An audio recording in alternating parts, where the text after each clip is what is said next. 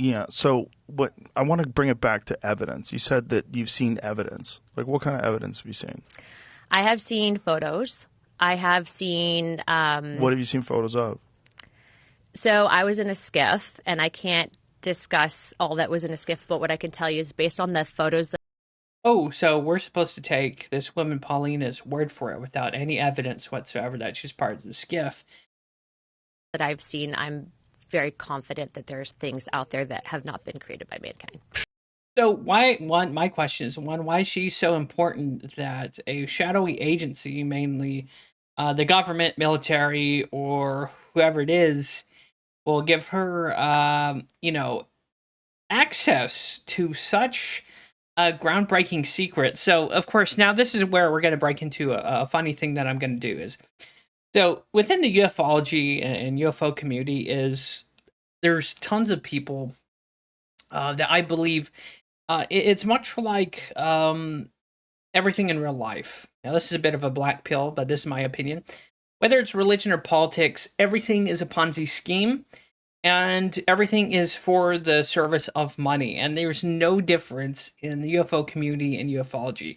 If you guys don't know or haven't followed David Wilcock, he's the guy who says he's Edward Casey reborn, that he speaks to Archangel Michael, that he's part of the Alliance. And for a guy who's just making up bullshit, he says he goes through all these tapes that he written and came up with in the '90s, predicting the future, and David Wilcock claims to be a new age messiah with connections to aliens, able to teach people how to heal stuff, and I think he even has done classes in the past uh, where he teaches you free energy, which of course that's bullshit. So he just raked in money from gullible idiots. And so my question is, if these ufologists and so-called alien people who have contact, why can't any of them come up with better stories? Like here's a story I would come up for myself, right? If I was to be an unconscionable lying prick, here we go. This is my backstory. Are you ready? And it'll be cooler than Wilcock. It'll be cooler than whatever this chick's bullshit story. So here we go. This, of course, 100% fictional bullshit. This is from the creation of my mind, just off the top of my head. So here we go for your entertainment, ladies and gentlemen. Let's go. So, um, this channel, of course, doesn't make much, but what's secretly going on behind closed doors is I work with shady cartels, interstellar cartels. We mainly deal arms, munitions, weapons, explosives, and even traffic aliens to other species and this alien slave trade. That's how I make my money. Now, I can't tell you that because if I do, that would be breaking the confidence of many interstellar criminals that would not only kill me but rape me, eat me, because there's insectoids, there's reptilians we've done some deals with. We don't like doing deals with reptilians because sometimes they try and kill you and take your like shit you're trying to steal, you're trying to sell to them. So yeah, and David Wilcox's alliance is like the universal police force, a real gang. They're trying to take away people's fun, their space cocaine, their moon dust, and the people I'm involved with, we do deal arms, munitions, to insurgents groups, rebel groups, and confederacies against the David Wilcox's alliance. Um, just because we can and we want to make some money. And that's how I make my living. There's also cool parties that these cartels, like interstellar cartels, like throw. They have pleasure barges in space, and sometimes we do abduct people to fuck with them. Like, uh, it's a funny prank we pull on other humans. They think they're having a otherworldly experience, but that's just us fucking around, having a laugh at the Grace expense and the Alliance. So, of course, let's get into a little bit about the kind of weapons we deal. So, kinetic stuff is really in right now. Human weapons are always favored. Aliens and extraterrestrial groups see um, just the not only the retro, well, they're very fascinated with Terran weapons, machine guns, rifles, grenade launchers, and stuff like that. It's very uh, chic, and human weapons are actually favored among criminal agencies because it makes a statement. Again, if we take even among aliens, right? So we have here is a thesis, 45 caliber.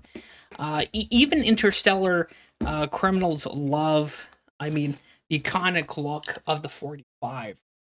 I mean, this thing will even do damage against insectoids. I mean, we're talking 45 caliber.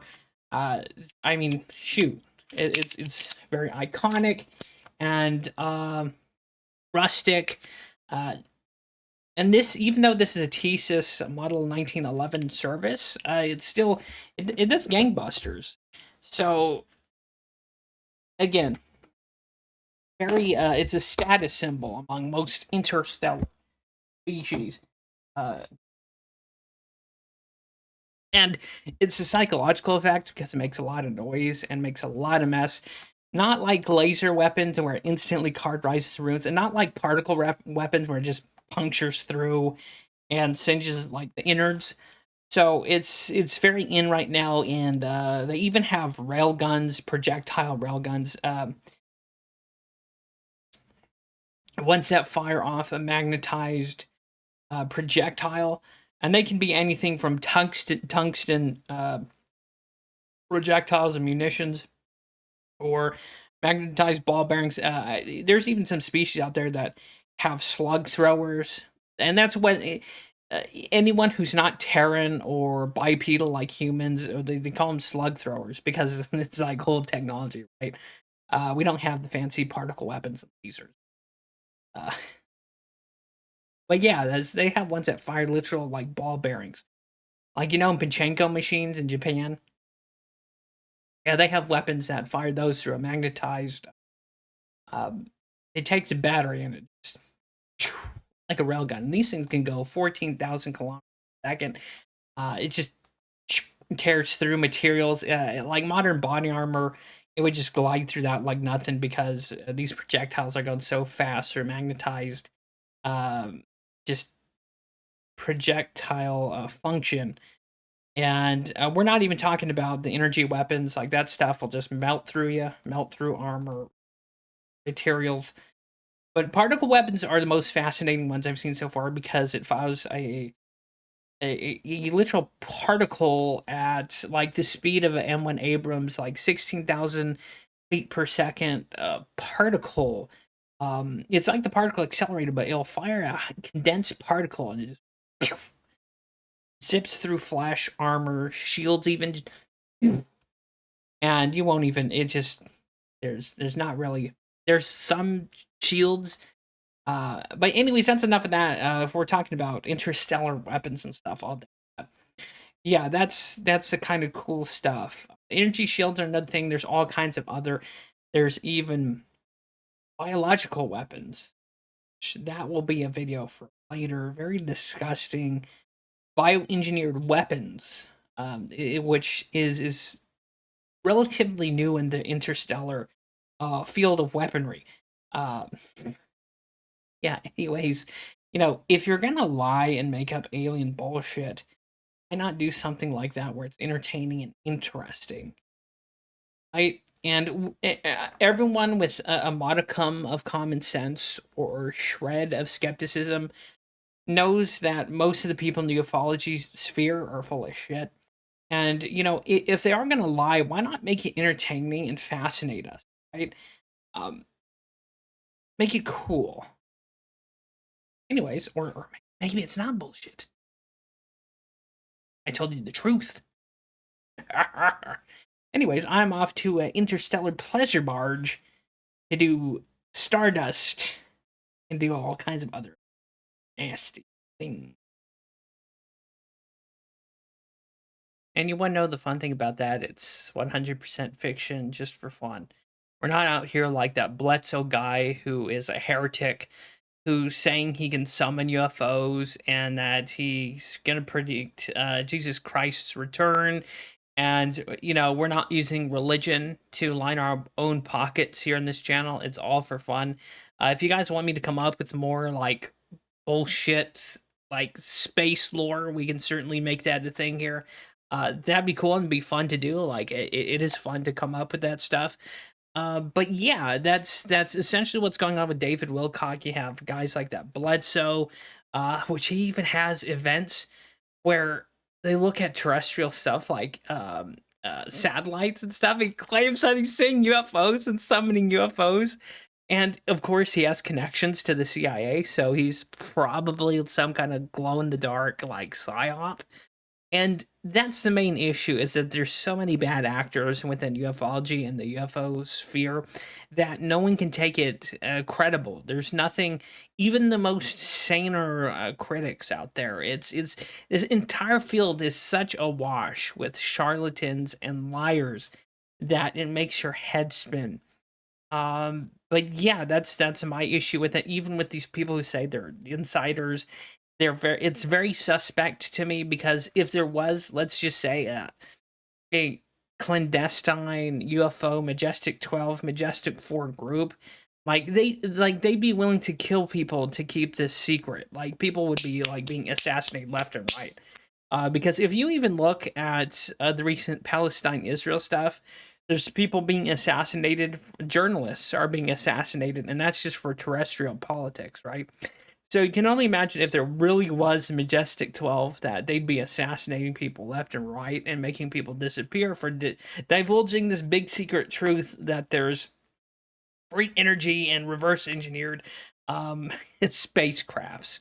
But if you want to believe in that, have a ball, freedom of speech. If you want to really buy into that, I can see why people would, because our current what reality is pretty sad and pathetic. So I can see why people are drawn into UFO stuff, and why people really buy into like David Wilcock and Bledsoe, because it's a fun, fanciful escape. And there's even people who believe they're super soldiers and time soldiers and stuff like that. So it's kind of like a not so funny expanded D&D like game. Everyone's a dungeon master and everyone makes up their own lore. And some of these people actually believe their own shit. But yeah, to wrap this up, thanks for watching. Thanks for stopping by. See you next time. If you want to see more, let me know, and I'll come up with more backstory, and I'll dig into my past of an alien arms dealer and criminal.